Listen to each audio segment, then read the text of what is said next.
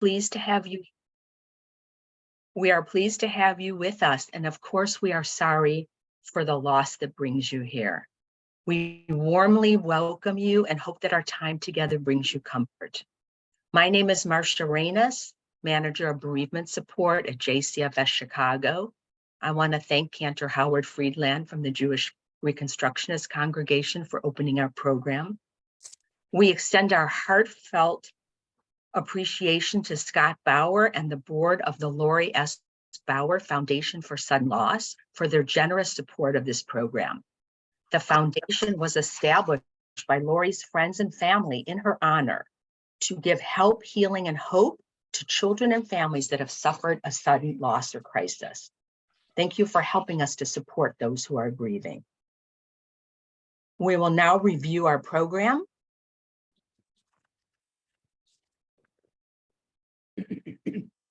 Rabbi Joe Ozorowski will begin the program with a reflection.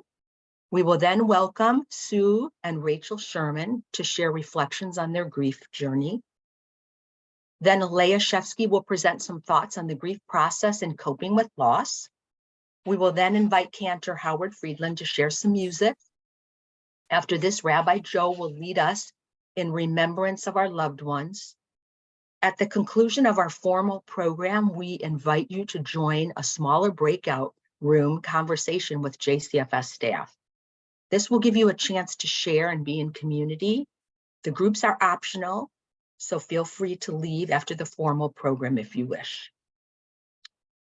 Now, just a few announcements before we begin. Please keep yourself on mute so that everyone can hear our presenters.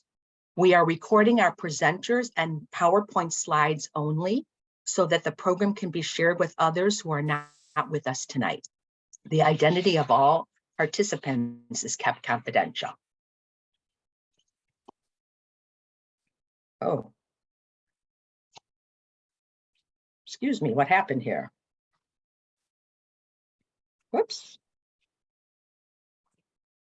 Sorry about that. If for any reason you want to communicate with a JCFS staff person during the presentation, please send a message to Ann Luban, Director of Community Services, via chat. We will send you a follow-up email with resource materials and an evaluation within the next week. And so tonight, we will learn more about our grief. And as the writer Helen Keller reminds us, we bereaved are not alone. We belong to the largest company in all the world, the company of those who have known suffering. We are here for ourselves and we are here for one another. We hope that our time together will help you feel more supported. We begin our program with some words from Rabbi Dr. Joseph Ozorowski. Rabbi Joe, as he is affectionately known, is a board-certified chaplain and rabbinic counselor at JCFS Chicago, where he leads our Jewish community chaplaincy program. Thank you very much, Marcia. And I want to open by also extending my personal and our organizational condolences to all of you on the losses you have sustained in the recent past. We're sorry that we come together in this way, but we're hoping we can offer you some comfort, some support, and some resources. I want to thank you for being with us tonight. It takes a lot of courage to spend the hour or so with us this evening. You could have done other things tonight. We don't all know each other. Most of us don't know each other. Maybe a few of us do, but we're glad you're here, and we hope that you will feel glad that you came as well. I want to share a brief thought tonight about a particular holiday on the Jewish calendar that we just had. It's a holiday that probably most of you will not recognize because it's not one of the big ones on the Jewish calendar, but it's very much there. It's actually in the Torah. It's called Pesach Sheni, the second Passover. Now, right, and you're thinking probably, wait a minute, Rabbi, we had enough trouble getting through the first Passover. Why are you dumping a second Passover on us? But bear with me, because I think there's a beautiful message in it that might be helpful to help us frame this evening together. In the book of Numbers, in Sefer Bamidbar, chapter 9, Perek Tet, it's actually going to be in the Torah reading in 2 weeks, not this week, but in a couple of weeks. We are told that the second Passover took place for our ancestors in the desert. When the Jews left Egypt the first time, Most of us know that story. They offered the Paschal offering, had the first Seder, matzah and maror. They crossed the Red Sea. It's a story most of us know. In the book of Numbers, we're told that a year later, they observed the first Passover and then they observed the second Passover. They had their sacrifice and their Seder meal in the desert.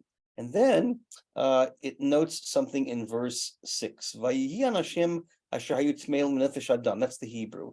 There were people who were ritually impure, and they were not able to observe the first Passover. And they went to Moses and Aaron and said, we were ritually impure.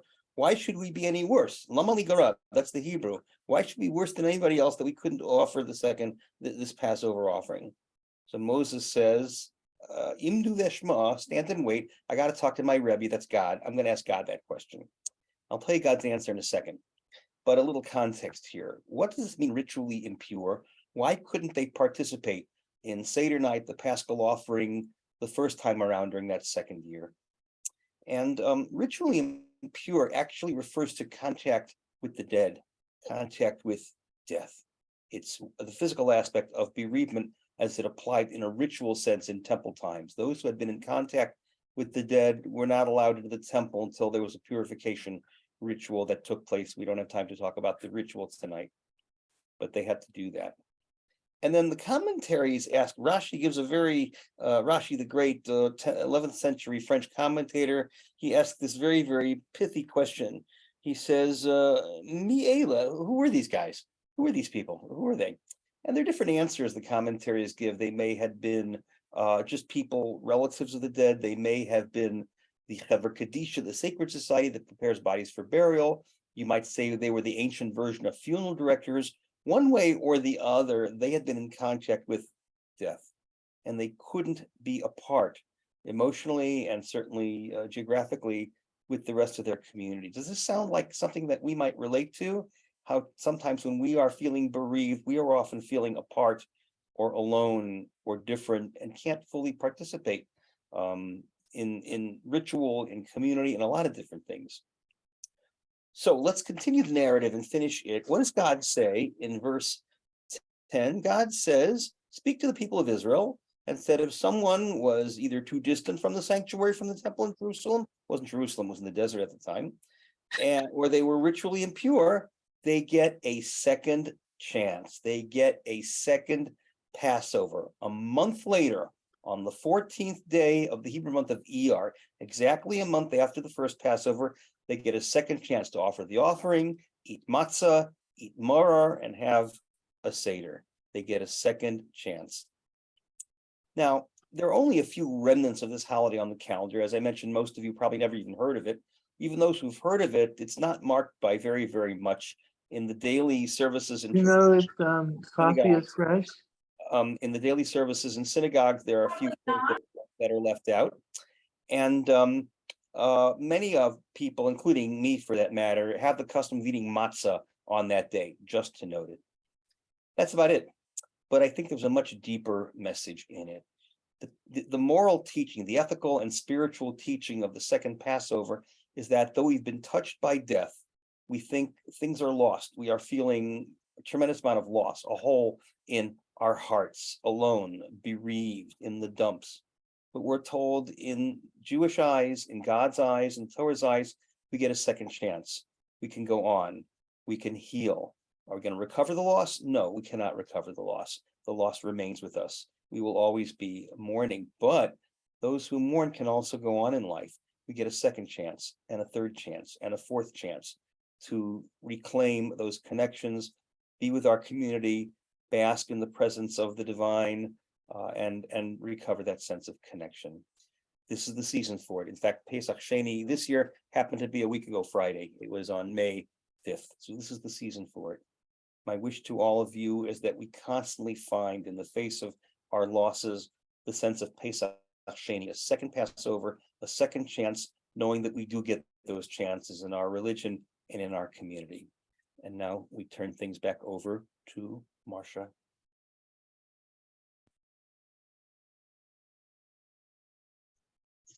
Rabbi Joe, thank you for your meaningful words of wisdom.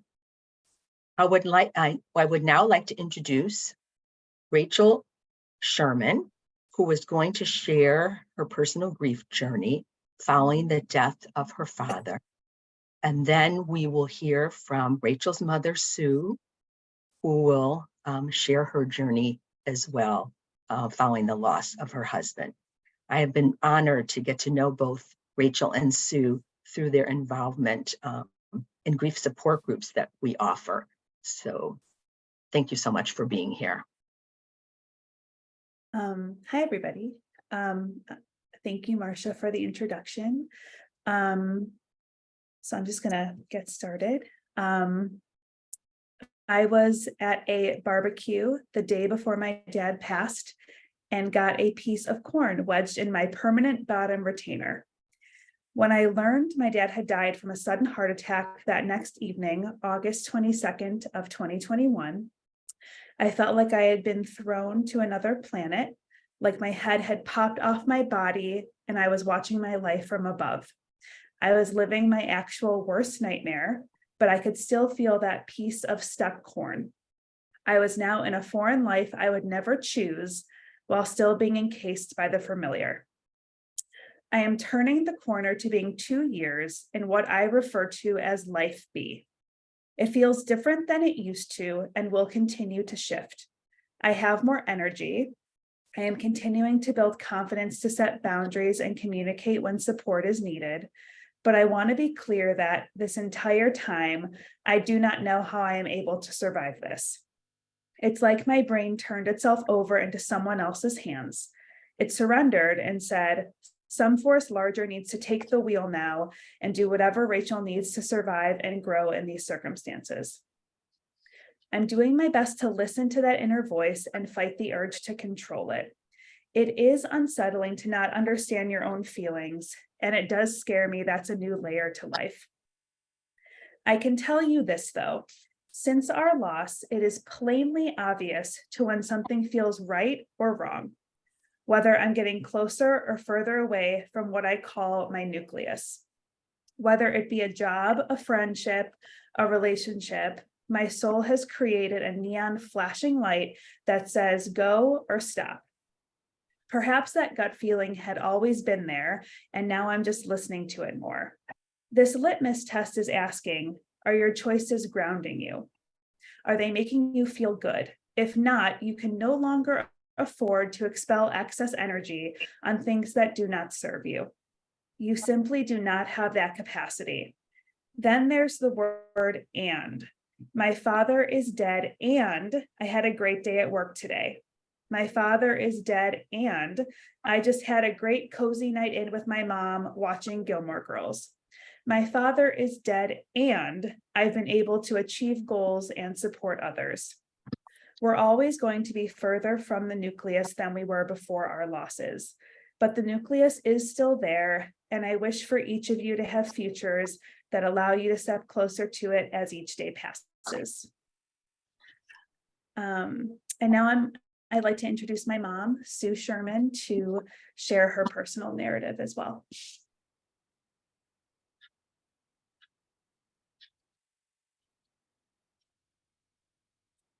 Mom, you're going to need to unmute.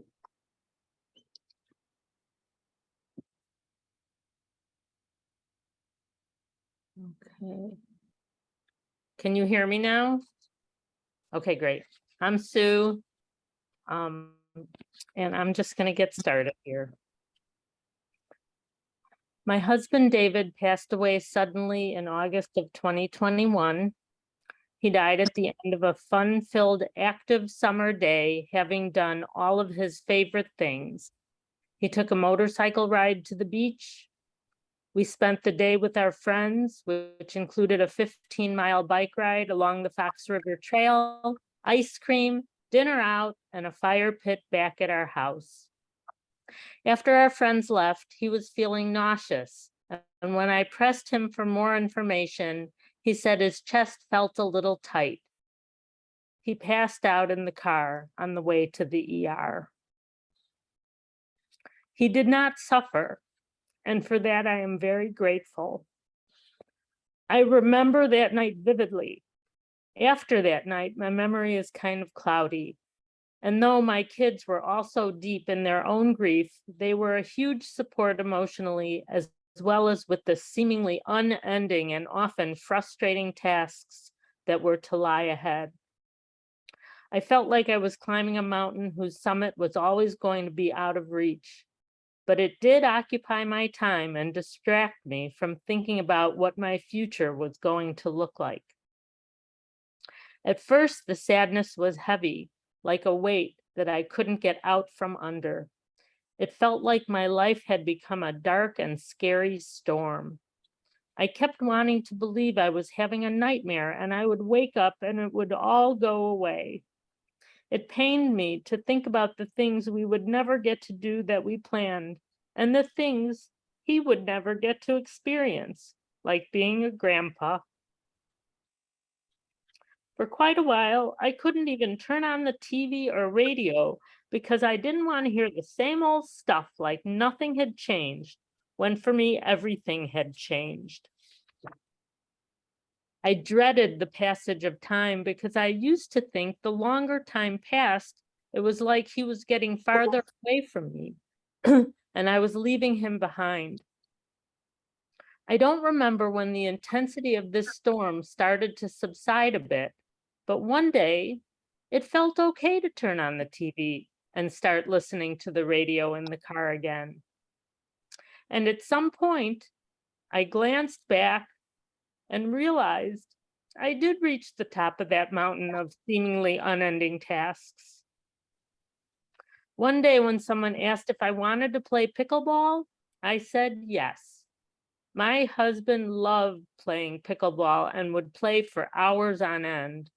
I think he would be happy to know that pickleball continues on through me now.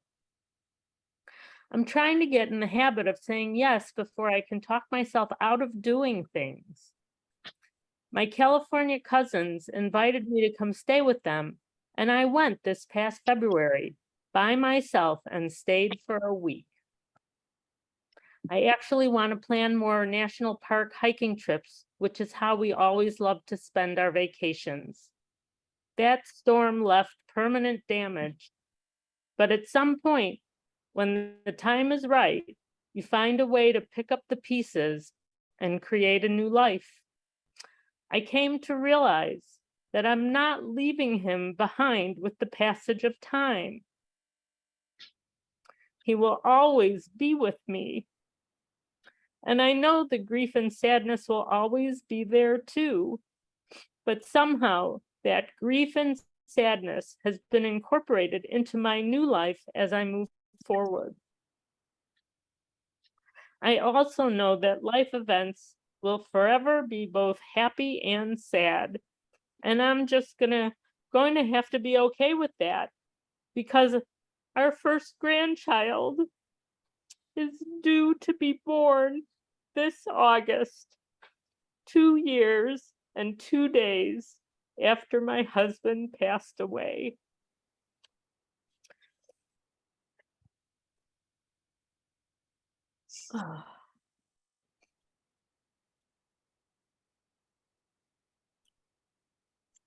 Rachel and Sue, thank you so much for sharing your journeys with us. Thank you. It has been an honor to get to know both of you better through preparing for this evening, and thank you for sharing a bit about your father and husband with us. May his memory be a blessing. My name is Leah Shefsky, and I am the grief specialist and chaplaincy coordinator here at JCFS. I'm honored to share some general reflections about grief and some strategies for coping with loss this evening. Grief is a normal and natural reaction to loss. As Gerald May wrote, grief is not a problem to be solved, nor a difficulty to overcome. It is a sacred expression of love, a sacred sorrow. Although grief is universal, each person's experience of loss and grief is unique. There is no right or wrong way to grieve. Some of what I share may work for you, and some might not, and that's okay. There are as many ways to grieve as there are people grieving. Grief is manifested in many ways. Emotionally, we may experience a range of feelings, including sadness and yearning, fear, anxiety, anger, regret and guilt, loneliness, shock, and numbness. Physically, we may lack energy, feel a hollowness in our stomach and heart, and a tightness in our chest. Sorry, one moment. I am seeing a chat. Can we make sure that everyone is muted? Anne or Elisa? Thank you.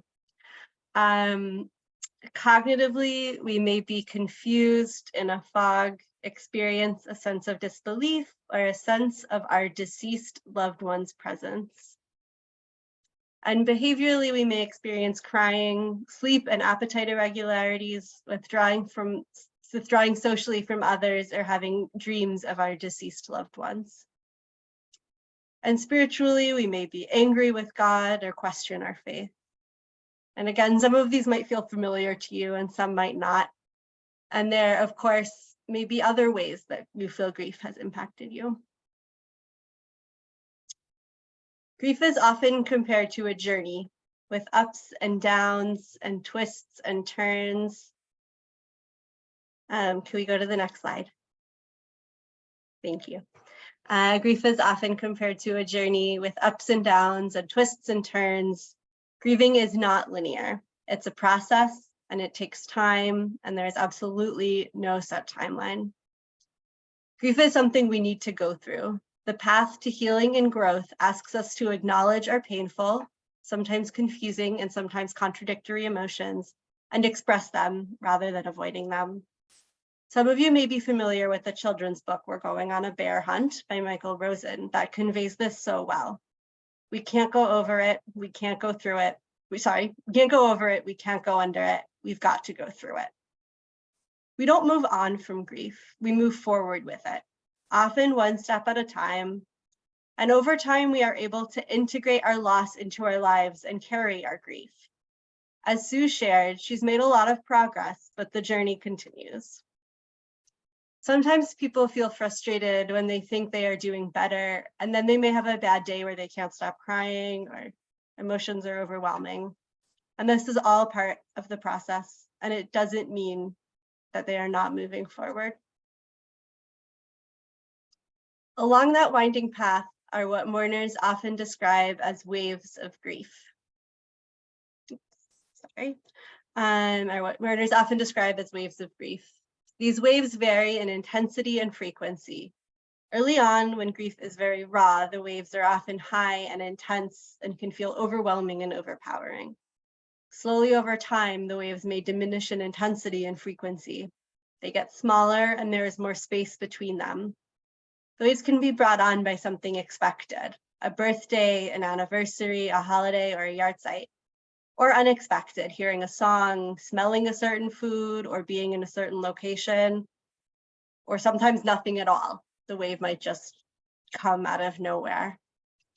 Although these waves of grief can be unpredictable, the challenge is to recognize that you are experiencing a wave of grief, and remember that no matter how much it hurts in the moment, the pain will eventually lessen. As we move forward into spring and summer months and the beautiful weather today, our grief can sometimes feel out of place. Flowers are blooming, days are getting longer and sunnier, and people are emerging back out into the world. When we are new in our grief, or even not so new, it can be challenging to reconcile this season of rebirth with what may be happening internally for us. Know that whatever you may be feeling, of course, is valid. What are some things that can help us as we cope with our grief, as we find balance between what we may be experiencing on the inside and what is happening around us? First of all, take care of yourself. Be kind and gentle and compassionate. Take care of your physical health. What you need can change day by day or by the moment. So start by asking, what do I need right now? Rachel spoke about how much more in tune she is with what she might need in the moment at any given time, and not only being aware of it, but actually honoring that. Reach out for support. Identify who is in your circle of support. This may include family members, friends, neighbors, co-workers, pets, support group members, friends from your faith community. People can be there for us in different ways. Some you can cry with, some you can take a walk with, share a meal with. A pet can remind you that you are needed and offer unconditional love and companionship. And feel free to ask for help. Others often want to help and may not know what to offer. Grief takes a lot of energy and it can be exhausting. Allow yourself to connect with others who can support you and give yourself alone time to recharge and readjust. Find ways to express your grief. By speaking with a trusted friend or family member, participating in a support group or counseling. Consider writing your thoughts and feelings in a journal or expressing yourself through art or music or through movement. Practice mindfulness meditation, whatever works for you. Sharing memories of your loved one, finding a meaningful way to preserve or honor your loved one's memory can provide comfort and healing. Plan ahead for special occasions or important dates. You can prepare yourself with coping tools for what you anticipate might be hard, which may include holiday gatherings, special occasions, or other important dates such as birthdays, anniversaries, or yard sites. Have an exit strategy. Think about what you can handle this year and eliminate the pressures about what you should or need to do. Feel free to create new rituals and traditions. It's okay to do things differently, especially while you are grieving. What is important is doing what is right for you and allowing for joyful moments. While we are grieving the death of a loved one, we are also trying to adjust to life after our loss. There are still people in our life and things that are special and meaningful to you, even if it seems hard to focus on this at this difficult time. There may be a lot of tears right now, and there can be laughter and moments of joy too. Allow yourself to do things that make you feel good. This may include reaching out to others or volunteering for a cause that is meaningful to you or your loved one. Serving others can be very healing. And use resources for additional support. Feel free to reach out to JCFS for counseling, chaplaincy support, or a grief support group. Being with others who get it can help you feel you are not alone. The care you invest in yourself right now will help you to carry your loved one's memory and legacy forward in meaningful ways. Please know that we are here to walk with you on this journey and that you are not alone. Life may never be the same, but we can still learn to live our lives in a full and meaningful way, even after we experience deep loss.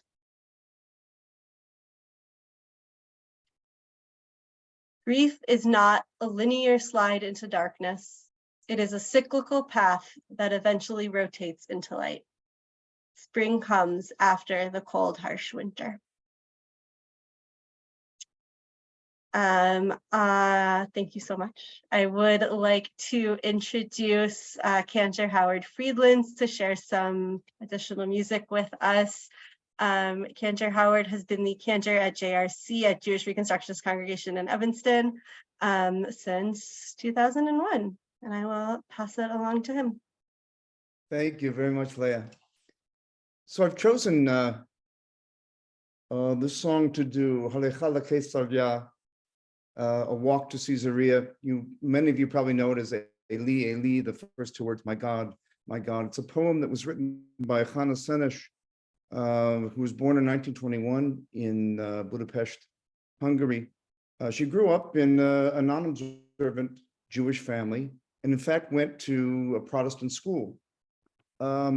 But it was later on that she became interested in Zionism. She learned Hebrew, and she made Aliyah into what was Palestine in those days. In 1939, she became a paratrooper, and she went back to Hungary and parachuted into Hungary in an effort to save Hungarian Jews. She was captured by the Nazis. She was tortured, but she would not give up any information that would threaten the mission. And at the end, she was shot by a firing squad in 1942. But she wrote this poem, and we'll sing it together. It was put to music by David Zahavi in 1945, a few years later. But this poem that says, it really sort of mimics in a way Adon Olam that we sing that Vehu Haya, Vehu Hoveh, Vehu Yihiyeh, God was, God is, God ever will be. That the things of beauty and of love and that make us happy in the world will remain. And though we're down at our depths right now, as many of you may be, there will come a time, as impossible as it may seem now, that you will enjoy those things again, and they will always be. So please sing along. Eli, Eli, shelo yigamer leolam, achol v'hayam, rishrush shel hamayim, berak hashamayim, tfilat ha'adam, ha'achol v'hayam, rishrush shel hamayim, berak hashamayim, tfilat ha'adam. Oh God, my God, I pray that these things never end. The sand and the sea, the rush of the waters, the crash of the heavens, the prayer of the heart, the sand and the sea, the rush of the waters, the crash of the heavens, the prayer of the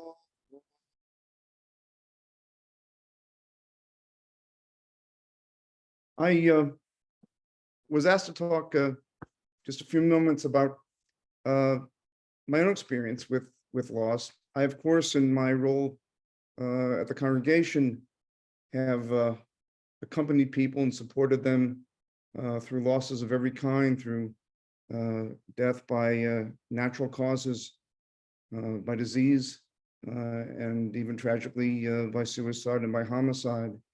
And the one thing I've learned is that, as was said earlier, no two people grieve in the same way. And it really doesn't matter what, how dramatic the circumstances were surrounding the death. The pain that we feel is deep and blunt and acute. No matter if we're losing our mother who died at 99 years old, or we lose someone else in a much more tragic or dramatic way, the pain is the same. But there is a way back. I want to say that I personally I've lost both of my parents many years ago. I'm 63 years old, but I have an older brother who's living, and we had a middle brother who died just a few months before I was born. He was 4 years old, and he died in a bicycle accident. Actually, he was riding a tricycle, and my older brother was 2 years older than he and was riding a tricycle with him on our street, which never had any traffic. It was very, very, very quiet street. There were never any cars, and kids in those days, this was 1958, used to play in the street routinely when they rode bicycles or tricycles, the way they weren't wearing a helmet in those days. But he was, our brother Stuart was hit by a car and he died. And what's very interesting to me is that as I grew up, and when I became about 4 years old, I would see these pictures in our house. And I would say to my parents, I don't remember taking this picture. They said, well, no, it's eventually they said, they sort of tried to dance around it. And eventually they said, it's not you, it was your brother Stuart who died. He's no longer here. And it was odd because although my living brother and I have a fraternal likeness, Stuart and I looked like identical twins. And it was an eerie kind of a thing because I thought I was seeing myself in these pictures. And the loss was not acute like the one you have when you obviously you live with someone and know someone, because I never knew him. But the loss was that I always wondered what would have been had he lived, and I missed not being able to be with him. I'm so glad for places like JCFS that have these resources for all of you, for all of us in the community. Because in those days, I'm sure my parents never talked with a therapist. They were friendly with our rabbi, who was a family friend, and I'm sure they talked to him, and my brother talked to him. My living brother was 6 years old at the time. But he never saw a therapist until he was a young adult, and there was really no outlet for them to express their grief. They just sort of buried it and they didn't talk about it by and large.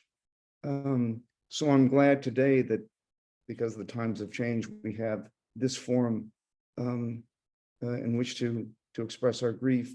So my blessing for all of you as you go forward on this journey towards healing is that you find the beauty and the peace and the regular routines which are so precious in life, and may you come to fully embrace life again. Thank you very much.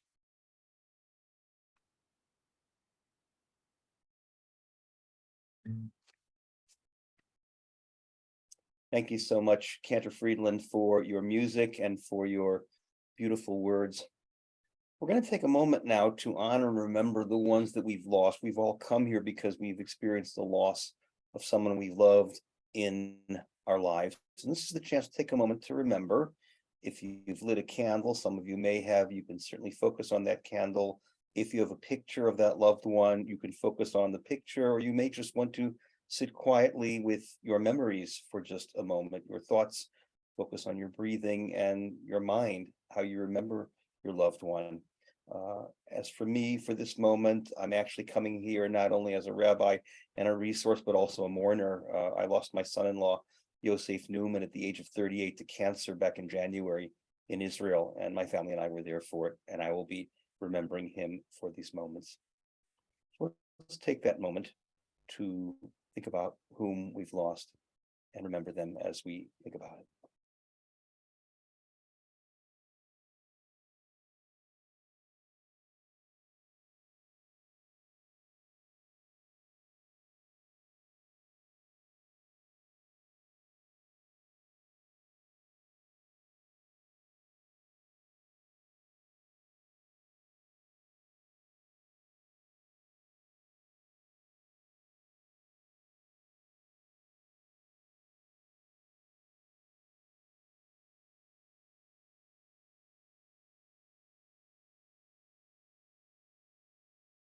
May all of their memories be for a blessing, always in our minds and always in our hearts.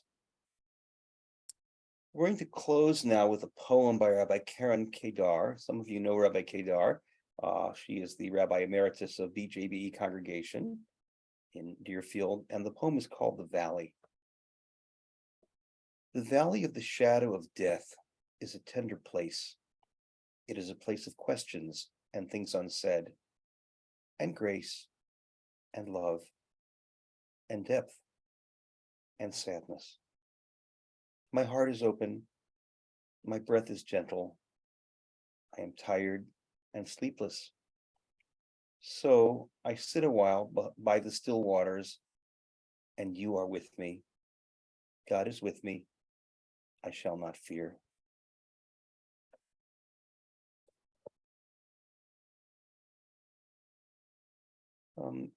We want to offer some thanks again.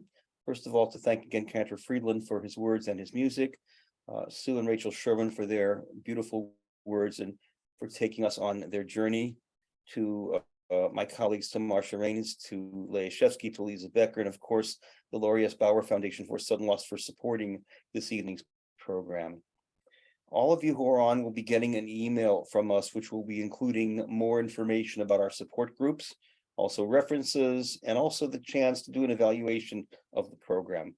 I can't tell you how important that evaluation is to us. It's really important to let us know that we're doing the work that we're supposed to be doing. So please, when you receive the evaluation, take a few moments to complete it and send it in electronically. We close our formal program with condolences and blessings to you as you move along your grief journey. We offer our condolences for your losses. We thank you for having the courage to join us tonight. May their memories be for a bracha, for a blessing. We encourage you to continue to find meaningful ways to honor the memory of your loved one as you continue to honor your own well-being. And that's part of what tonight was all about. Please remember that we here at JCFS, the staff, are always here for you. Please be in contact with us, be in touch with us. And we're going to be ending the recording shortly, and we will be opening the breakout groups momentarily. When if you'd like to stay on, please feel free to stay